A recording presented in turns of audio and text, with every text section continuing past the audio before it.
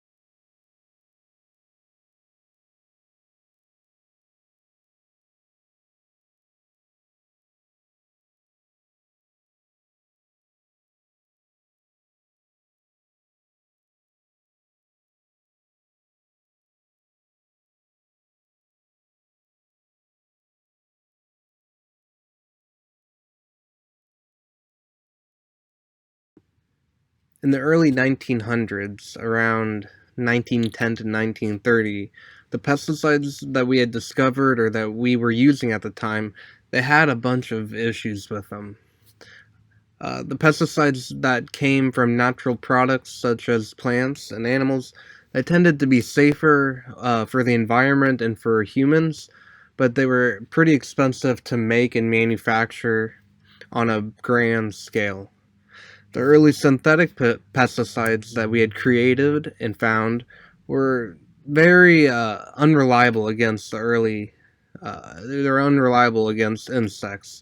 Most of the time, the insects would grow immune to the pesticide, so they would have to find another one. Um Actually, some of the only pesticides that work that we had found in the early 1900s were arsenic compounds.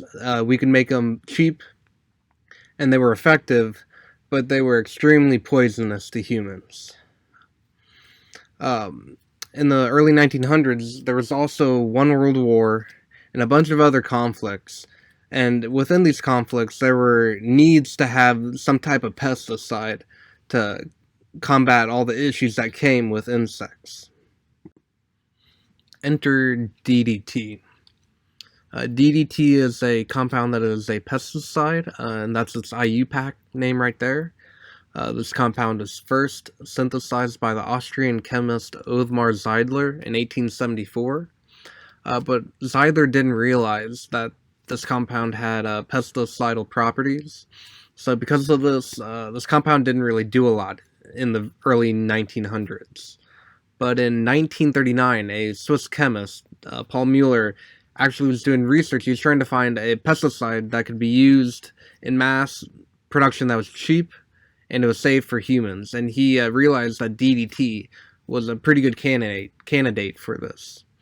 And because of this, because of his work and the use of DDT in World War II against lice, Mueller was actually awarded the Nobel Prize in Physiology or Medicine in 1948. DDT is made by reaction between trichloroacetaldehyde, also known as chloral, and two chlorobenzenes, with sulfuric acid acting as a catalyst. The reaction mechanism for DDT is actually quite simple. It all begins with chloral forming a resonance structure, where it moves its electrons so that there's a negative charge on the oxygen and a positive charge on the carbon. This creates an electrophile and will allow for the chlorobenzene to do nucleophilic attack onto that carbon and bond with this.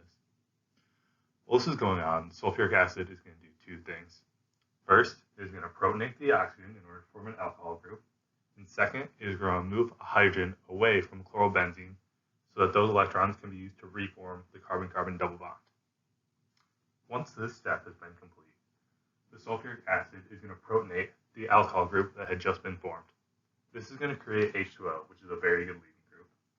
And H2O now is just going to do what leaving groups do best. Leave. So once that H2O has left, a positive charge is going to be on that carbon once again.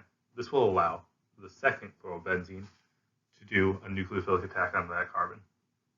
Once this second nucleophilic attack on the carbon has been done, all the sulfuric acid has to do is simply remove the hydrogen away from that chlorobenzene so that the carbon-carbon bond can be reformed and DDT will be made.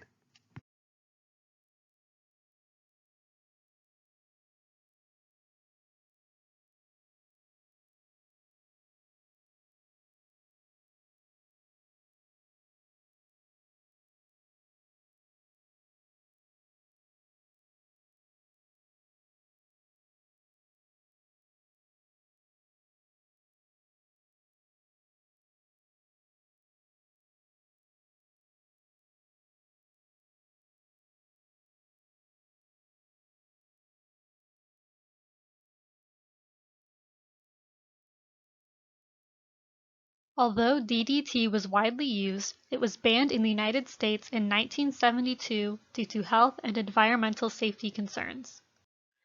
DDT was categorized by the EPA as a B2 carcinogen because it has been shown to cause cancer in laboratory animals, although it is unknown if it causes cancer in humans.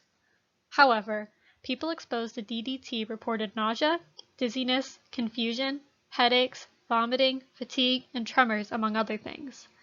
In the environment, DDT is highly toxic to aquatic animals and gets into water systems through runoff.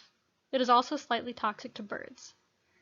DDT is metabolized into DDE, DDD, and DDA in the body. DDD and DDE are both formed through the dechlorination of DDT.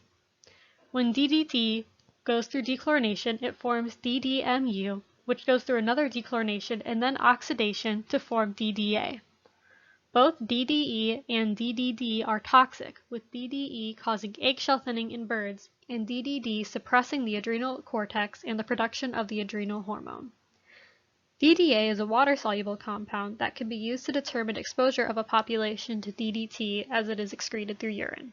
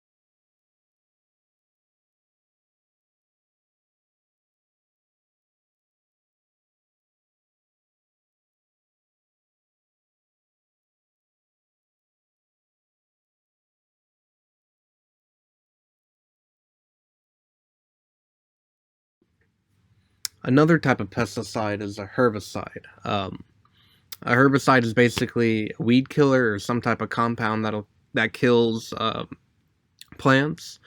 Most herbicides work under the chemical mechanism of an inhibitor. This means that they will stop some type of biological process within the plant that causes it to die. A very common herbicide is Roundup. This is a very cheap and mass-produced product that you can find in Lowe's and other home improvement stores. And herbicide and Roundup uses the active ingredient glyphosate. Glyphosate is a pretty cool compound in that it only attacks certain types of plants, so it'll leave other type of plants like grass and other desired products alone. And it specifically blocks the EPSP synthase from catalyzing a biological process within the weed, and it causes the weed to eventually die. In addition to herbicides and insecticides, rodenticides are another type of pesticide in which, as you can guess by their name, are used to kill rodents. One of the more commonly used rodenticides today is brodifocum, which can be seen on the right side of the screen and is composed of carbon, oxygen, hydrogen, and bromine. Its main use is for exterminating house mice and is something that can be easily purchased and stored online. Brodifocum is an anticoagulant, meaning that it prevents blood clotting. In fact, it is even known as a second-generation anticoagulant, as it was developed to be stronger and kill rodents that had become immune to first-generation anticoagulants. It comes in pellets, and they just need to be set out for the mice to eat. Once these mice eat the pellets, since their blood will no longer be able to clot inside of them, they will die from internal bleeding in about 5 to 7 days after they ingest it. Brodifocum can be harmful to humans. However, the antidote is simply to ingest vitamin K, and so it is very easy and common to recover from accidentally ingesting brodifocum. The accessibility, effectiveness, and relative safety are what make brodifocum one of the more popular rodenticides today. Fungicides are another type of pesticide, and they work to protect plants against fungi. Fungicides work in many different ways, from coating a plant so that the fungi cannot attach to it, to being able to stop an infection that has already started by moving through a plant. Rhodamyl Gold SL is a fungicide with the active ingredient mefenoxam. Mefenoxam is the R enantiomer of metalaxyl and targets fungi in the oomycete group. It disrupts the synthesis of nucleic acids, causing the fungi to die. Thank you for joining us on our pesticide journey. As you can see, people have searched for ways to make safer and more effective pesticides to protect plants, the environment, and people.